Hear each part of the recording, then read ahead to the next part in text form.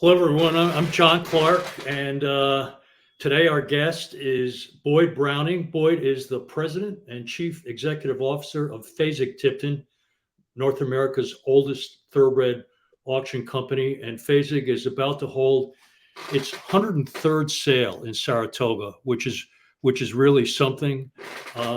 They sold horses like Man of War, I think, in 1918, and recently the famous Flightline. Boyd, welcome to the podcast. Well, thank you, John. I appreciate you inviting me to participate today and looking forward to an exciting next 10 days or so in Saratoga. Well, the sale is Monday and Tuesday, the 5th and the 6th. But I just want to reference a little video that I saw of you at the recent July sale down in Lexington, the yearling sale. And I believe at that time the sale was over, and you said, "I can't wait for Saratoga. I can't wait for the Saratoga sale." What was on your mind, Boyd, when you said that, and what are the reasons for your optimism? Well, as you know, I mean, the Saratoga is not only our premier yearling sale, I think it's the premier yearling sale in the world. It stood the test of time. As you mentioned earlier, it's the 103rd year we've been conducting the sales in Saratoga, and except for a couple of years, COVID and World War II, it's been continuous. So, we're proud of it. It's one of our flagship sales and so forth. And the July sale is the start of the yearling sales cycle. I kind of view the world that we live in. There's really, to me, there's three sales seasons. There's a 2-year-old sales season. There's a yearling sales season, and then there's a mixed sales season. And they're really kind of like 4 months apiece, 3 or 4 months apiece. And it's a natural cycle of what we do. And so the July sale, we are always, when you're the first of anything, I'm generally a very optimistic person, but you always have a little angst, a little anxiety, a little worry about where the market's going to be. How strong is the sale going to be? What's the buyer participation going to be? Exactly where we are. We live in a world that's rapidly changing. You can see pretty significant shifts in the financial markets pretty much overnight.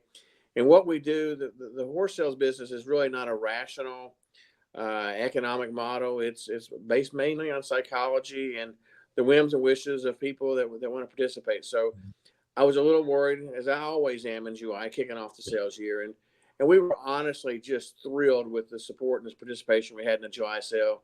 Yeah. Average price was up. But more important than that, there was active participation on a broad cross section. It wasn't dominated by any one buyer or any one group of buyers. Men and women came to the sale, were enthusiastic on the ground shopping before the sale. And they bid with enthusiasm and activity. So yeah. It was kind of like a sigh of relief. And I knew, we work really hard in putting together what we think is the right group of individuals for the Saratoga sale. Not only pedigree, but they got to be good physicals. I mean, we're physical. I mean, we make our living at Fasig Tipton on physical confirmation, both in July and at Saratoga. 2-year-old. I mean, we may forgive a little bit here or there on pedigree, but we daggone sure want to make sure that we've attracted good physical horses. Yeah. And I knew this spring we were exposed to a tremendous group of horses. There was a tremendous amount of interest from the consigners, the men and women that own the horses, the men and women that sell the horses, that we were shown tremendous yearlings physically. And over time in recent years, as the sales gained strength and the success of the sales graduates, the pedigrees have also improved. So I knew that the catalog itself was loaded with racehorses and prospects. And it was just reassuring to know after the July sale that the market was alive and well. So we come to Saratoga with just great enthusiasm, great optimism, and literally just can't wait to horses start showing tomorrow, and can't wait to sell, Monday and Tuesday, and then the following Sunday and Monday in the New York bred sale. The Saratoga sale is a select sale. Can you tell listeners or viewers how that works? You have teams of people going out to inspect the horses in the spring? Yes, we do. So we basically have for our selected sales, it's kind of a 3-in-1 nomination. It's for the July sale, it's for the Saratoga sale, and it's for the New York bred sale.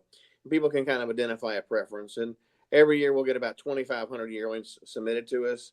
And we'll probably look at 90 to 95% of those yearlings. We'll screen a few out for pedigrees that clearly won't work.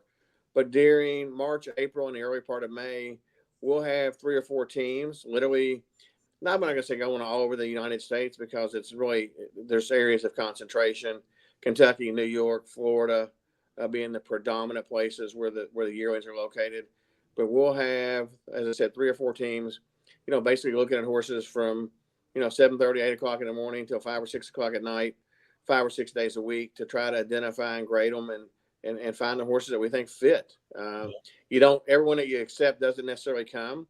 Some people will make some other decisions, or their horses won't have the maturity, or things like that. But it's a pretty intense 6 or 8 weeks. But it's also a lot of fun. We get to go to a lot of farms. We get to see the people that are, that are raising the yearlings and are breeding the yearlings, and it's but it was a very rewarding and a confidence-inspiring process this spring. I guess when some of the horses get off the van tomorrow and start to occupy the stalls on the sales grounds, you won't have seen some of them since April or May or even March. So you'll be wanting to get out and see how much they've changed, hopefully for the better during the 3 months period. Is that right, Boyd? Well, yes. I mean, honestly, a few horses shipped in yesterday, Okay. and probably, I was on the grounds about 6:30 this morning. The vans, the shipping area was full. We'll probably have 95% of the horses on the grounds by late this afternoon. And you kind of sit there and you're standing there watching the horses kind of unload and walk past you. Yeah. There's like 95% or 90% of them you're saying, okay. And there's a couple, I mean, it's going to happen. Some horses don't mature. They don't, there's a couple of, blank moments, and you're saying, who took that one? Or we're all competitive amongst ourselves too. So, we've got notes in our catalogs and in our iPads, like, who'd inspected the horses and did this and did that. And I'm sure within our own organization, it's all in fun, but we take it very seriously. Yeah. And we've got a responsibility, honestly, to our customers, to our clients, both buyers and sellers. But on the seller side of things, when a man or woman sends a horse to Saratoga, they have an expectation that's going to be well received. And we don't take horses just for the sake of taking horses. And sometimes it's hard to have that conversation and say, Mr. or Miss So-and-so, you've got a nice horse, but we really don't think it works. Because at times, people view their horses like they do their children. Everyone, loves their own horses, and everyone loves their own children. And sometimes it's hard to tell somebody, we don't like it's not that we don't like your Into Mischief, or we don't like your Gun Runner, we don't like your Justify. We just don't think he or she this is the right type of horse for us to sell this year and produce a result that will make you happy or be pleased, because it's an expensive process to come to Saratoga. We know that. But we also think that the rewards for bringing the right horses here are very significant. So it's a responsibility we take very seriously. When we look a man or woman in the eye and tell them we think that their horse will work, we believe it'll work. Yeah. And I think the buyers who have come with an expectation, when they come on the sales grounds at Saratoga, they feel confident that there's going to be good horses, and they expect us to put a quality product in front of them, and we're damn sure going to try to do that. You mentioned Into Mischief, and one thing that would make me feel good about this sale is that he's probably the leading sire in the world, I would think, at this point. You have 18 cataloged, I believe. Like, I sat last night and counted them up. You had less than that last year. In 2023, they averaged about $700,000 for yearling sales. Could you talk about Into Mischief a little bit, or any other sire that you'd like to mention, Boyd? Well, I'm going to be careful because we love all 240 that are cataloged. And, Into Mischief speaks for himself. I mean, he's been the leading sire in America for, I don't know. I don't have the facts and figures in front of me. I just know when you see one that's got the right physical, you want to have it. I mean, he stands for $250,000. He produces colts. He produces fillies. He produces precocious horses. He produces horses that stay around the grounds. I mean, he's just he's an elite stallion. But the good news is in America, I think that we've got some stallions now that also have international appeal. You're seeing the emergence of, Justify, who's, certainly those yearlings certainly have not only American appeal, but a significant amount of European appeal. We've seen Not This Time emerging as a significant influence with both horses on the dirt and the grass. And what we're trying to do, I mean, you know, our part of our job and part of our goal is to have truly an international sale that represents the best of American bred horses in America. Not that we wouldn't have a, you know, if somebody calls me next year and they say they got a beautiful Frankel yearling in Ireland or England or France, we'll daggone sure go over there and take a look at it and hope to bring it to Saratoga. But, you know, the expectation is this is the best. And this is, you know, no one's buying a horse at Saratoga in this select sale on Monday and Tuesday to hope to just win a few races. I mean, we all know that, you know, a lot of horses don't enjoy the success that people hope to, but people are looking for horses that can put them in the highest level of races. They're looking for grade 1 type horses.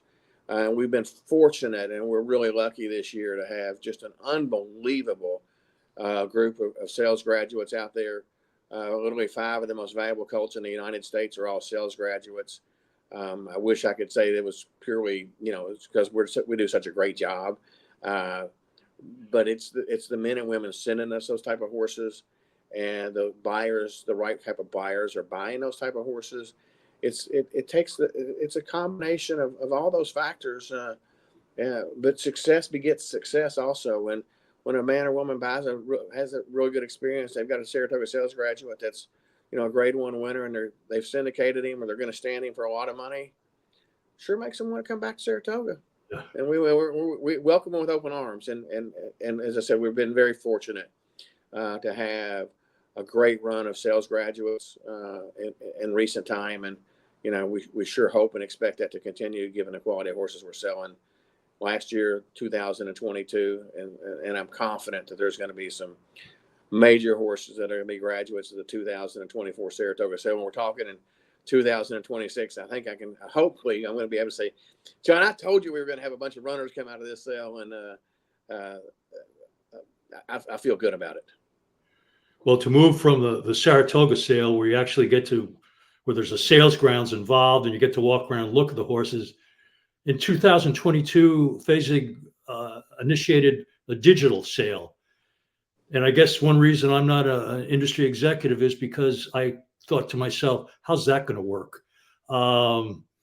In July, though, you sold 161 horses for $4.3 million. So I guess it's working all right, Boyd. But what is a digital sale, and what's the difference between that and what we're going to see at Saratoga next week? Well, I mean, the most significant difference is the physical location of the horse. In a digital sale, those horses are located in their stall if they're at the racetrack, or at the farm if they're a mare or a weanling or a yearling, or even at a 2-year-old sale and a 2-year-old in the barn or wherever they're being trained. So it's the physical location. These horses are not in one location. There's videos taken of every horse. There's pictures taken of every horse. For virtually for a racehorse or for a yearling or a weanling, there's complete repository films taken just like you would have at a live sale. Yeah. For mares that are in foal or that, you know, you have the same reproductive requirements for those that are available on the website. But really what we saw, you know, is a kind of a combination of things. You know, the Australia market really was the leader in terms of establishing the digital sales. And we'd kind of watched what they were doing in Australia and had obvious interest. From a technology standpoint, really COVID, about the only damn good thing I can say about COVID is it made us kind of change how we approach some things.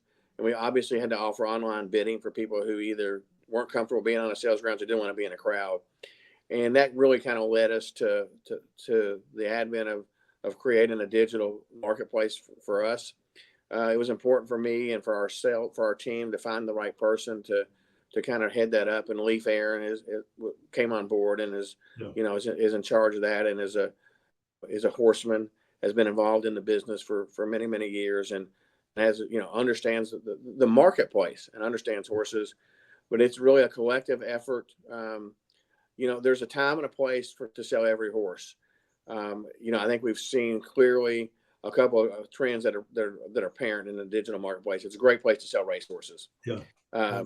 There's a time and a place, and you don't have to ship all over the country. People can get very comfortable buying a horse based on the video, based on the past performances, and there's veterinary information available, just like there'd be on a live sale. So there's certainly racehorses are a significant part of the digital marketplace, but there's also what I refer to as the kind of current horses. You get a major update.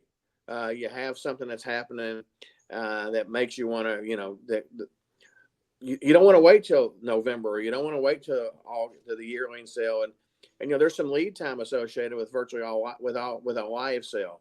We, as I said, we looked at these horses in the Saratoga sale basically, and through early May. I mean, so a lot of things have happened in 4 months, but you get a horse with a major update. The dam of a horse, or a half brother, or a half sister, or a horse that really performs on the racetrack. I mean, like that's what we've got in the sale. That's the flash sale that's taking place today. Is Ice Cream You Scream. She's undefeated. She won a grade 2 in her last start. She's pointed to the Del Mar Oaks, a grade 1 on August the 16th or 17th. I'd have to look at the exact date, but it's a time and a place. And like Little Red Feather had been kind of supporting it and watching the digital sales and say, this is a great opportunity for us. Emmanuel, I think based on the strength of our July Horses of Racing Age sale, the live sale actually in person, is that Windstar and Sienna said, hey, this is the kind of horse that, he's got some A run left in him. B, he's got a pedigree. He can be he's sure got stallion credentials in a lot of places. It's maybe the time and the place to sell him is now. So, so it's an ever evolving process too. We live in a world it changes every day. What you think is, and one thing we're going to try to always be is try to be flexible and adaptable. We really don't create the marketplace, but we really, really, really strive to serve the marketplace, and we have to be cognizant of the changing habits of people, of both buyers and sellers, and try to always serve the marketplace with the highest level of confidence, with the highest level of integrity, and the highest level of service. Yeah. I mean, it's not like you just throw a horse on the digital platform and say, okay, here it is, and it takes care of itself. No, you still have to contact potential bidders, and you have to do the homework and so forth. And fortunately, we've got an amazing group of men and women that work at Fasig Tipton that not only care about the company, they care about our customers, and they care about the industry. Yeah. And that's you can't teach want to. I say that sometimes. You can't teach want to. You can't teach effort. And I'm surrounded by a bunch of men and women who want to try to, and frankly, get it done. Well, just sticking with this Fasig Midsummer Flash Sale for a minute. When I got up this morning, I got on the computer, and the first thing I was able to see was what are the active bids now, and who's the highest bidder. And I think that Emmanuel was at 210,000. I'm sure it's more by now. And Ice Cream You Scream, I think was at 220, or maybe I have those reversed. But the sale closes this afternoon at 3:00, and I'll be following it all afternoon just to see where it comes in. It really is exciting. And as you stick on the computer, as I did for July, I got comfortable with it, and I thought to myself, there is a lot of information there, right? And I think it's something that is going to continue to be really successful. So I'm very interested in that. Yeah, John, I don't know what the bids are right now. I've tried to be a good boy, and I haven't looked on my phone, and I'm on my iPad right now. So you and I both did the same thing when we got up this morning. I checked the bidding, be watching and obviously monitoring it throughout the day. And the cool thing is what we've seen is and people, I was skeptical whether there'd be an emotional involvement in a digital platform. Will a man or woman get competitive?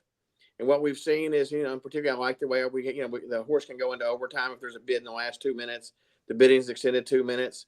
I mean, and literally at times, in our office, you can see oh man, we're in overtime here. Let's hope we get another bid. We just got a bid. Hey, and and I think that one of the things that we've done is, we've added and all of the credit to the folks that work with us.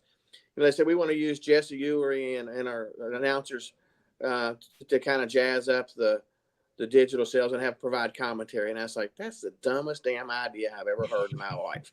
What are these knuckleheads that I work with thinking about? Nobody cares. And and the reality is I could not have been any more wrong. Yeah. It makes you feel engaged. It makes you feel part of the process. Yeah. And the good news is like, the information that's being provided is relevant. We're Yeah. talking about, the race that they ran or the update that they've got. And it's real legitimate information. It's credible.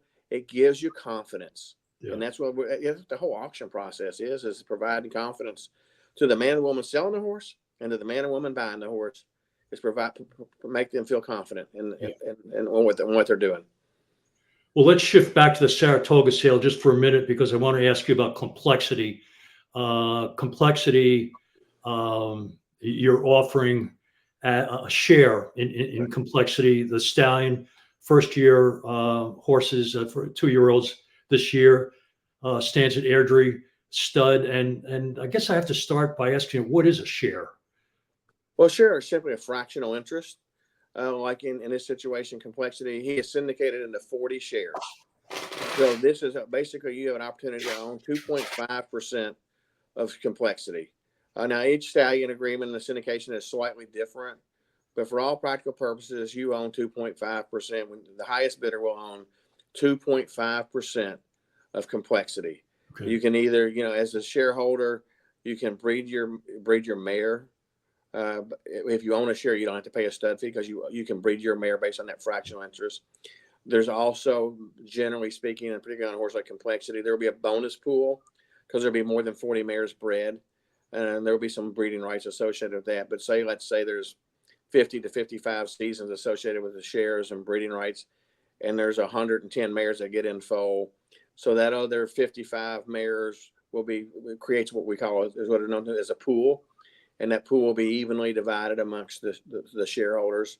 So it's an opportunity. It gives you access to a stallion.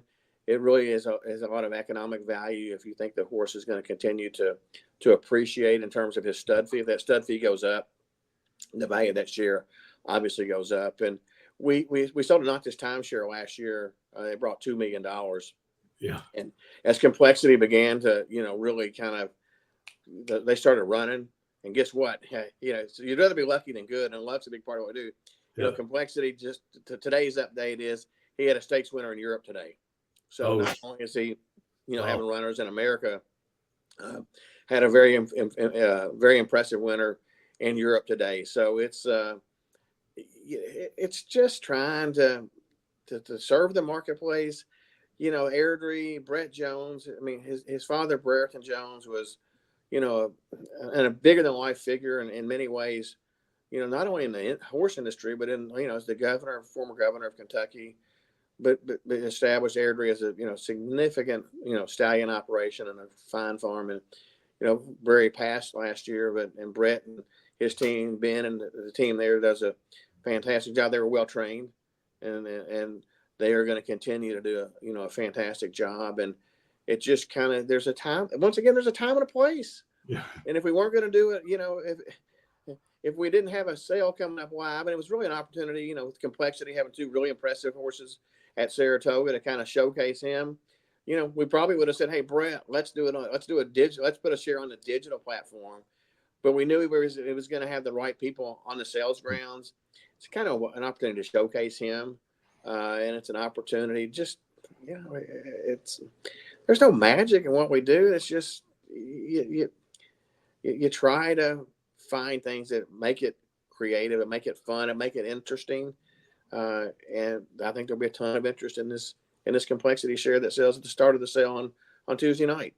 And I guess that European winner, that would be on the grass. Was that right? I'm 99% sure, John. I got the TDN alert literally walking upstairs to get on this Zoom call. So I can't give you any of the specifics unless I pull up my phone and read my TDN alert. But I am, you and I are both 99% sure it was on the grass. That makes some sense. He's by McLean's Music, who's a stallion that could, the sire line. There's no reason he couldn't be. McLean's Music's going to have grass runners. It has had grass runners. Complexity could have grass runners and dirt runners. I mean, and I think what we're beginning to really realize in the world that we live in too, as the world shrinks in terms of with transportation and availability of horses from one location to another location, a good horse is a good horse. Yeah. Yep. And the kind of the biases that we all have. Oh, that's a dirt pedigree. That's a turf pedigree. I think we're learning that there's a really good horse is a really good horse. Boyd, I've got a question about next year's Saratoga sale. Are we going to see some flight lines as yearlings next year? Flight lines, so-called the fastest horse in the world by some. I'm sure we will see quite a few flight lines. I'm sure you will. I mean, Yeah, it's it's just he is as exciting a stallion as we've seen in many, many years. I've been at Fasig. I started when I was 9 years old. So when I say I've been at Fasig 36, this is my 36th year at Fasig Tipton. That's because I started when I was 9. But he's as exciting as a stallion prospect that that I've seen. We're biased. I mean, we sold him up here. I yeah, mean, he's been a poster child for Saratoga for years. So I'm not. I mean, that we feel the crazy thing is, and people who are outside the industry don't understand it. Like, I feel like I'm a little bit of, I don't own any interest in Flightline, but Flightline's a little, there's some of me in Flightline. I mean, we saw him as a yearling at Summerwind Farm and said, Jane, please give us that yearling to sell at Saratoga. And he came up here with Lane's Inn and brought $1 million. And, to watch the horses like you've seen from the early days to achieve the success, honestly, it's part of the reason we get up in the morning. It's yeah, not, there's a passion. So I can't wait to sell the Flightline yearlings at Saratoga. He's a beautiful horse. He was bred to beautiful Book of Mares. He's making beautiful babies. But that being said, the flight lines that we bring to Saratoga next year, not every flight line is going to be of the exact conformation that we want. We're going to find really good flight lines. And when yeah, you walk on these sales grounds at Saratoga in 2025 and you pick up a catalog and you say colt by flight line, affiliate by flight line, you can dang sure walk over there and say it's going to be a good individual. The good news is, hey, it's kind of like I'm playing with a stacked deck. The reports so far are his foals are outstanding. But it won't be just a flight line sale next year. I don't know how many we'll have, but we're going to try to put together 225 to 250 of the best conformed, best pedigree yearlings in the world. But the flight line will sure be represented. I mean, we're proud of flight line, yeah. and we'll be, excited. We'll be chomping at the bit when the first one walks to the ring next year at Saratoga, and when the last one walks to the ring at Saratoga. We're going to take pride and try to put the right ones in the marketplace to help him get off to the right start as a stallion. Yeah. And no doubt at your November sale, you're not at the Star sale, you'll have mares in foal to Flightline. Sure. Don't know for sure, but yeah, that sale has really become where the Star mares seem to go to be sold. Well, we've been very fortunate that people give us an opportunity to sell some of the finest bloodstock in the world. I mean, and I don't think there's any question that year in and year out, it's been the premier place to sell top quality mares and foal, fillies and mares coming off the racetrack. And the emergence in the last few years as the weanlings has gotten really Yeah. strong too for good year weanlings. And, once again, there's no magic. It's building relationships. It's talking to people. We've been really, as a country, we've been, like the Japanese breeders have been very fortunate and they bought a lot of mares at our November. So they bought a lot of mares in America, Mhm. but they've produced a lot of tremendous runners in Japan, and they keep coming back. And but it's a worldwide marketplace where we have buyers from literally all over the world. Last year the underbidders on some horses and some buyers were, from Yulong, representing the Australian interest, from the Japanese to the Europeans. We're beginning to see right now, some real growth and activity, say in the Saudi front, mainly on the racehorse side of things. But clearly there's increased racing activity and interest in Saudi, and from an American standpoint, that's what we're going to try to do. We're going to try to serve the American breeders and the American owners, but also to give men and women from around the world the opportunity to buy horses that have been raised or produced here, because we believe everyone thinks that they're producing the best. And I think that you can, we all want to tout, how good our success, how good our horses have done. But clearly, I mean, our horses are performing, ours being, American horses are performing at the highest levels around the world. Yeah.